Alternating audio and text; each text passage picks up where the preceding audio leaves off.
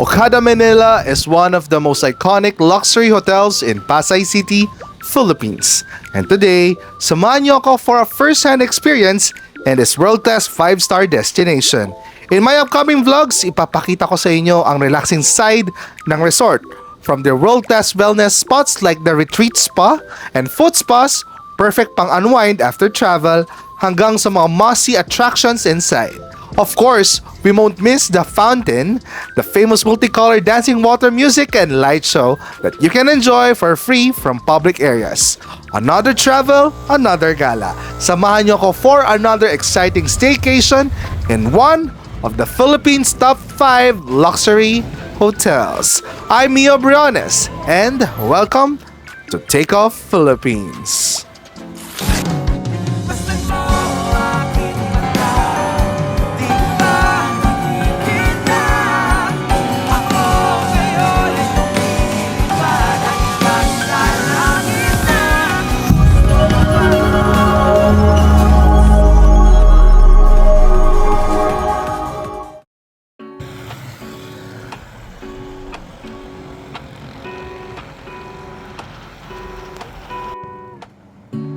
Lazy Sunday mornings, hiding under covers. I don't mind staying in with you. Play your favorite movie. Okada Manila is one of the most well-known luxury hotels in Pasay City. And today, samahan niyo ako as we experience this Forbes 5-star integrated resort up close. Super lapit lang niya sa NAIA Terminal 3 and surrounded by nearby restaurants and coffee shops that you can even walk to. Kaya perfect for travelers and staycationers like us. But staying here isn't just about the room. Okada is a full integrated resort. Inside, you'll also find a massive casino floor with table games, slots, and VIP areas. Over 40 dining spots, from buffet and fine dining, retail boutiques for shopping, and entertainment venues like 𝗀𝗵𝗽 Manila.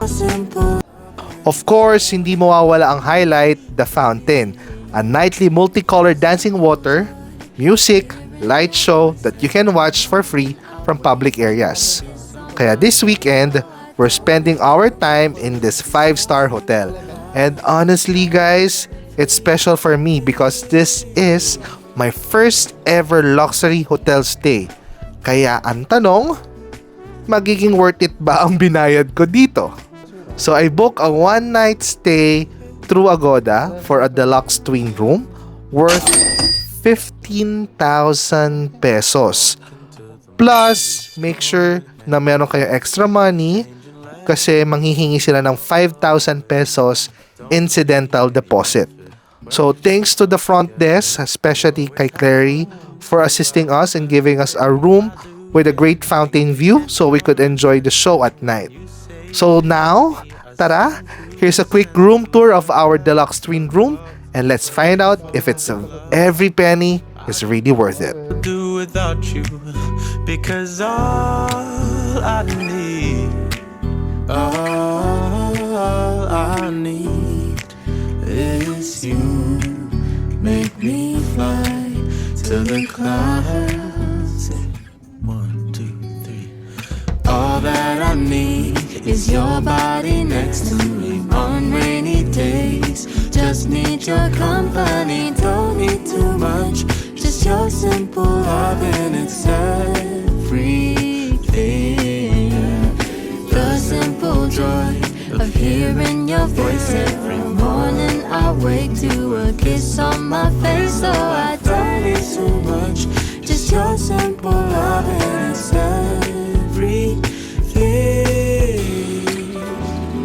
Can't imagine living life alone If we were to go separate ways, 'cause with you I feel like who knows how far we go. Don't you know that all that I need is your body next to me on rainy days. Just need your company, don't need too much.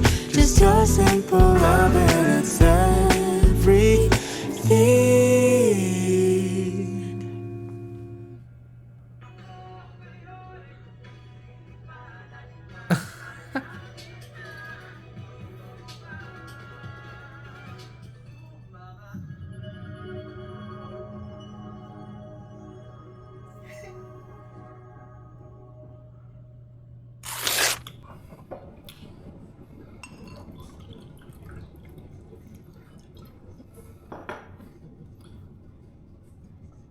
So, nag-stay tayo dito sa Deluxe Twin Room nila.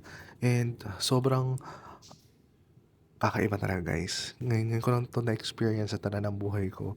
And sobrang babait ang staff ng mismong hotel. Ang dami nilang pinadala sa akin.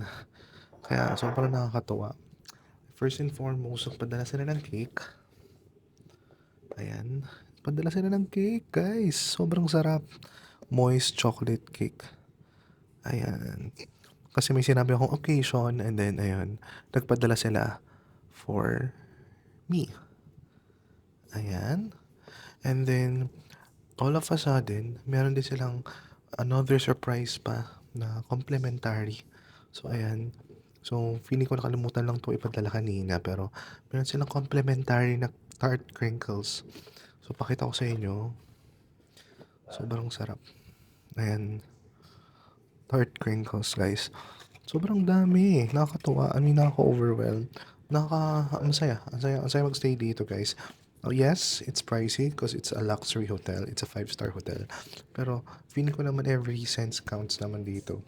And actually, earlier today, pinayagan din kami early check-in. So, at least, diba, hindi na kami naghintay ng 3 p.m. para sa early check-in. So, 1 p.m. pala nakapag-check-in na. And then, afterwards, trinay ko yung the spa retreat. So, ito yung isa sa mga pinagmamalaki nila na luxury spa dito sa Pilipinas. So, pasok siya sa Forbes, guys. Actually, 3 years na siyang, laging pumapasok doon sa award ng Forbes as a luxury spa. Actually, na-enjoy ko siya. Na-enjoy ko yung sauna, yung steam, yung jacuzzi. Likewise, yung complimentary nila na fruits and juices. Sobrang sarap. And yung wave room, first time ko lang siya na-experience and sobrang na-enjoy ko siya. Kaya, all in all, sobrang yung luxury na hotel na hinahanap mo, ito talaga, Okada really serves. And he knows the target audience na meron sila for a luxury staycation. Today, ang gagawin ko is magja-jacuzzi ako. Yung bathtub kasi dito para may jacuzzi type siya.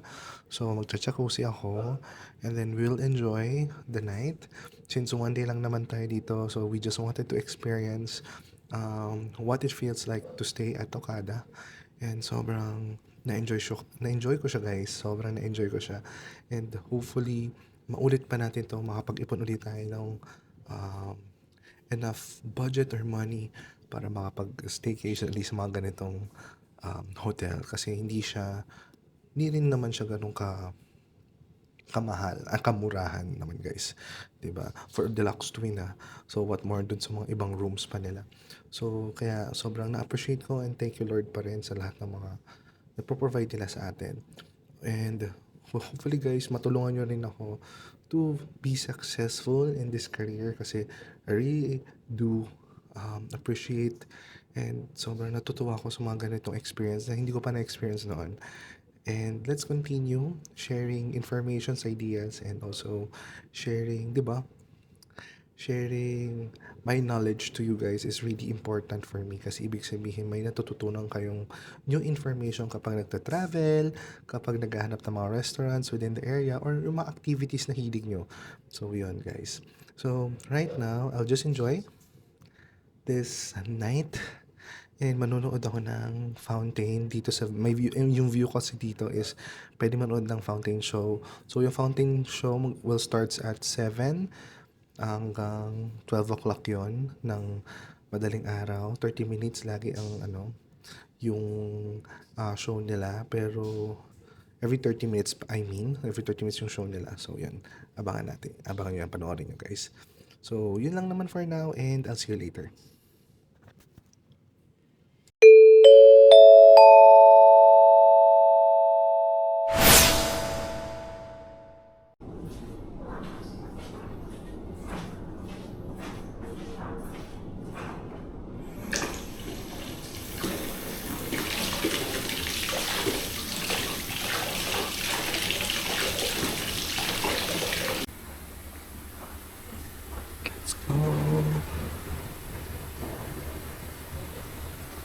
So, let's try their bathtub.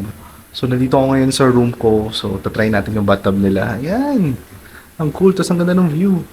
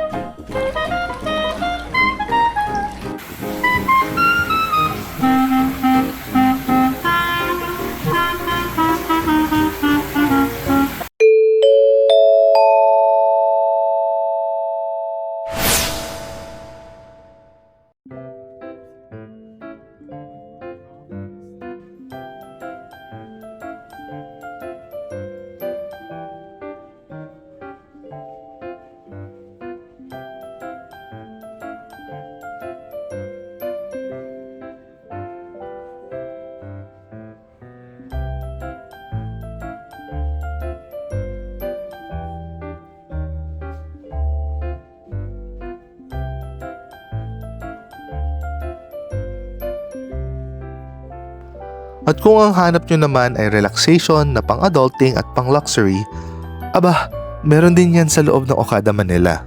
Today, we're heading to the Retreat Spa, one of the Metro Manila's most luxurious spa and wellness destinations located in Entertainment City, Parañaque. This world-class sanctuary spans around 3,000 square meters of elegant wellness space and is even Forbes Travel Guide 5-star rated. Kaya naman, and for sure, top tier ang service at experience ito. Inside, makikita mo ang iba't ibang facilities like massage, treatment rooms, aqua therapy areas, outdoor relaxation pool, wet steam room, dry sauna, at hot jet pools. Perfect for stress relief, muscle recovery, and total body relaxation after a long weekend. Fortunately, na-try namin ang lounge access where I enjoyed the steam room, sauna at hot jet pools. May complimentary snacks pa silang binibigay while you chill sa lounge area. Kaya talagang sulit sa pahinga.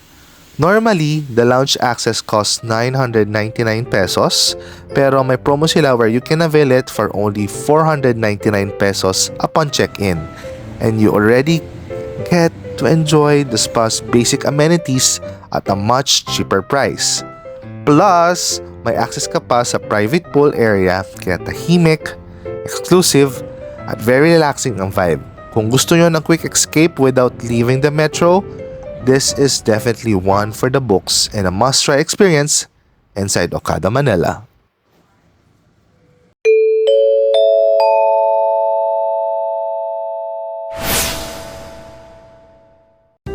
I've tried Medley Buffet a few times already for lunch with family, but this is actually my first time to experience their breakfast selection, and I must say, sulit siya sa bawat piso. The regular breakfast buffet rate is around 1,800 per person, but since I'm staying here for a day, I was able to get a discounted rate of 1,500 per person, which is already a great deal for the variety and quality you will get. What really like about Medley's breakfast is how wide and international the spread is. You'll find fresh fruits and vegetables, Japanese favorites like soba, grilled meat, miso soup, plus a mix of European and American breakfast staples, Asian dishes, and of course, a generous selection of Filipino breakfast classics for those craving lutong Pinoy. Perfect not only for locals but also for foreigners who want to try our local flavors. Another thing that stood out is how family-friendly the place is. They even have a separate kids buffet station with its own setup and table. Sobrang cute niya talaga, guys. Featuring a kid-approved choices, which is super convenient for families with little ones. So the breakfast buffet is served from 6 to 10 a.m. and usually the peak hours is around 7 to 9 a.m. Kaya dapat you plan ahead on anong oras kayo pupunta doon.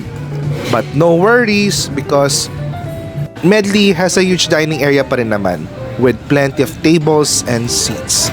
So hindi ka mahihirapan humanap ng spot. Pero if you want a good spot na malapit sa food selection area, syempre agahan natin na medyo maaga, diba? So punta tayo doon na maaga. But if you're staying on Okada or just want to upgrade your breakfast experience in the metro, itong Medley Buffet is definitely something you should add to your list.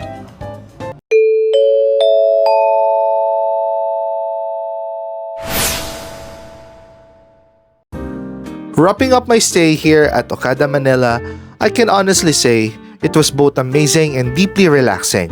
From the moment you step in, you already feel that signature luxury mix with comfort that makes you want to slow down and just enjoy the experience. One day would surely feel lacking if you really want to maximize everything Okada has to offer, from the pools and the spa to the dining and entertainment.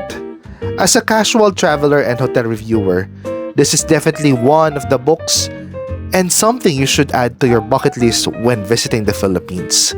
Overall, I'm giving Okada a solid 4 out of 5 stars across value for money, comfort and style, amenities, and overall guest experience. Of course, no place is perfect. I noticed a few flaws like some outdated interiors, a bidet that doesn't work, too many unnecessary cabinets in the room, and no fridge for food or water unless you request for one. Still, those didn't stop me from enjoying the stay. At the end of the day, Okada delivered comfort, relaxation, and memorable moments with myself. And hopefully, this won't be my last time staying here. So the question is Okada still worth the money? I would definitely say yes, especially if you plan your stay well and give yourself more than a day to truly experience what Okada has to offer.